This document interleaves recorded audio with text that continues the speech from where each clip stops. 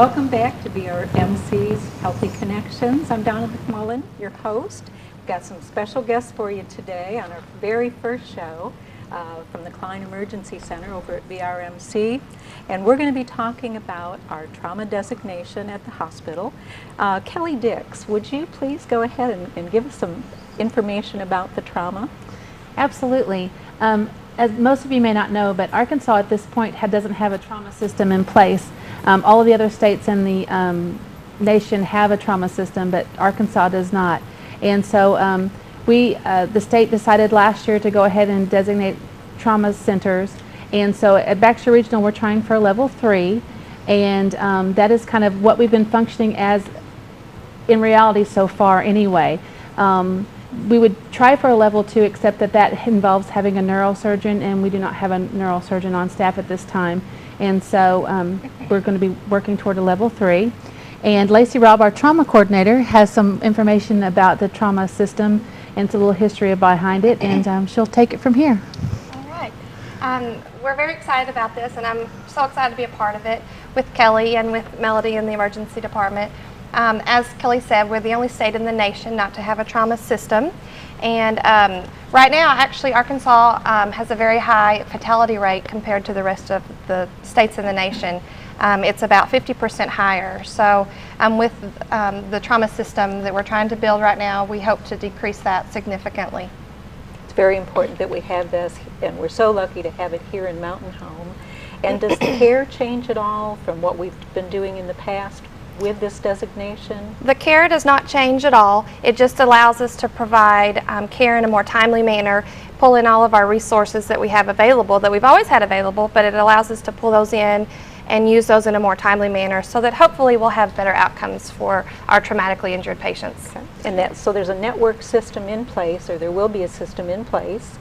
And who are some of the local folks that, different cities that are part of this network?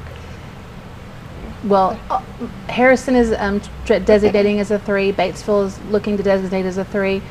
Most of the hospitals in Little Rock are going to be a 3. UAMS is going to be a level 1. And there's actually 73 in the state that have applied for level 1 to level 4 designation. So 73 of us have applied for a designation.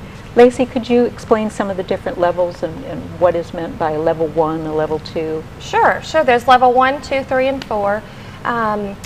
Your level 1 institutes are going to be the top care. They're actually going to be your educational institutes as well, such as UAMS, some of the local ones that are closest to us in Missouri are going to be like Cox and St. John's.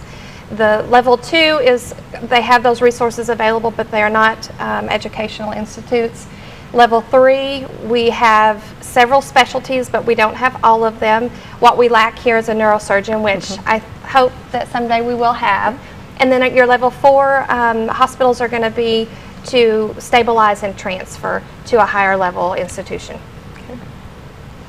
Kelly, what else is going on over at the Klein Emergency Center? As the director of nursing there, I know you've got your hands full, especially last Friday. What a wonderful opportunity for some of us to see firsthand the Klein Emergency staff in motion when that horrible bus rollover took place and many of the students were transferred to us. So yes, we got 7 patients that were injured in that bus wreck that came to us at one time, which can put some stress on the system, but the team handled it very well.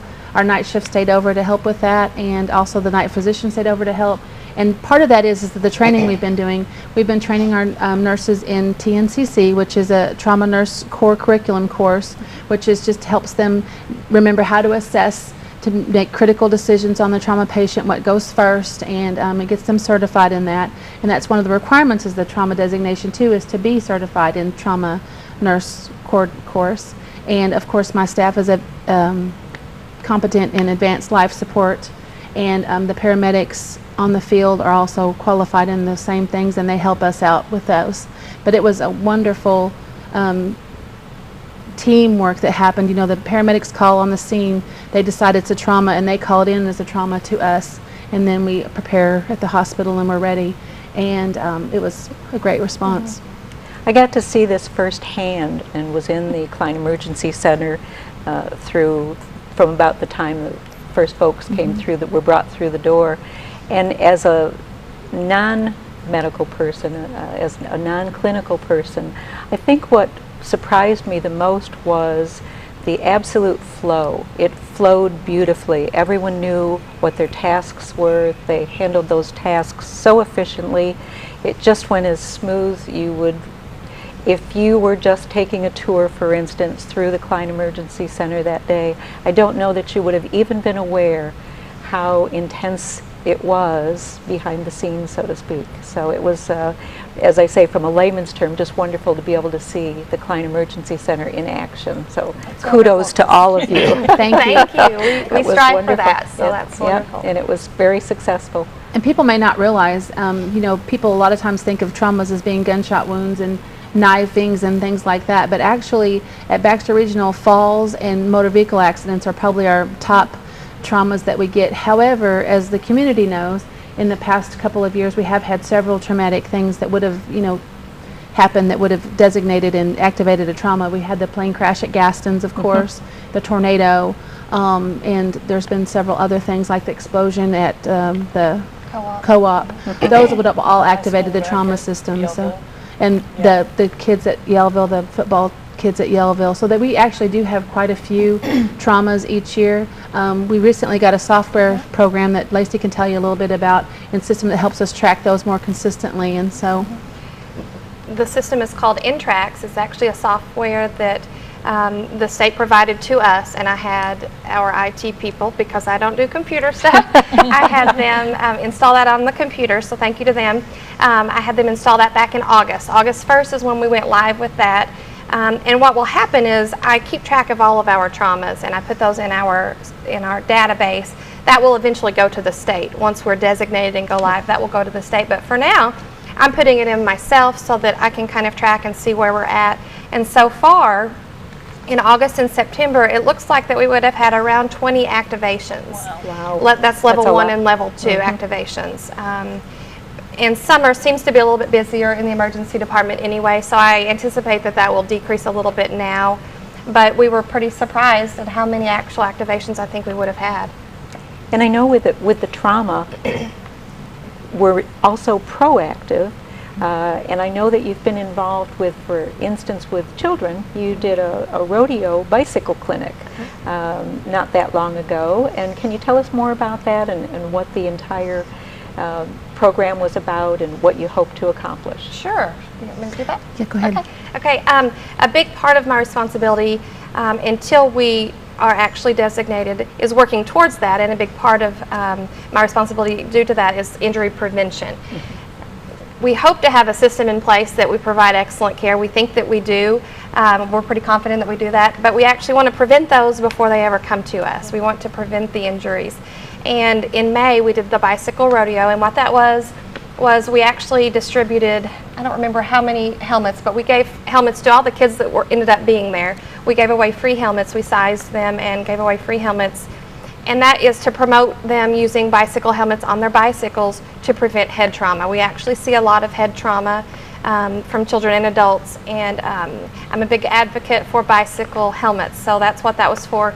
We actually had a police officer there talking about hand signals and safety on the road for bicyclists. We had someone from ABS Bicycles there to inspect the bicycles. The kids loved that. They checked the bikes and made sure that they were in good working condition. We gave away lots of free, we gave away food, we gave away lots of free prizes for the kids. And hopefully they learned the importance of bicycle safety while they were there. That's wonderful. That's wonderful. And as this show is all about healthy connections, you've just brought in another valuable point. We're such a fortunate community here that we always partner with. For instance, the police are more than willing to share their time and energies and bring folks together and just try and make a difference to the entire community, because prevention is absolutely the key. The more that we can keep out of our trauma, the happier I know we'll all be. That's so, right. That's right. By prevention. And we do try to do a seasonal education with each of the discharge packets for everybody that's in the hospital, that in the ER that gets ready to go home. We send whatever season it is. Like for summer, we sent things about, sunburn and, poison ivy and all different kinds of things home in their packet, and that will change with each season.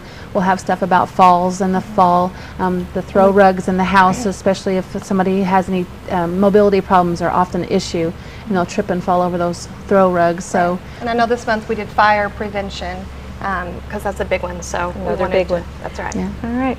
We need to take a break. We'll be right back, and we'll learn more about not only the Klein Emergency Trauma designation that we have here in Mountain Home, but Miss Melody also has some interesting items for us. One on stroke training that is available to the public, and the other is with Halloween coming up.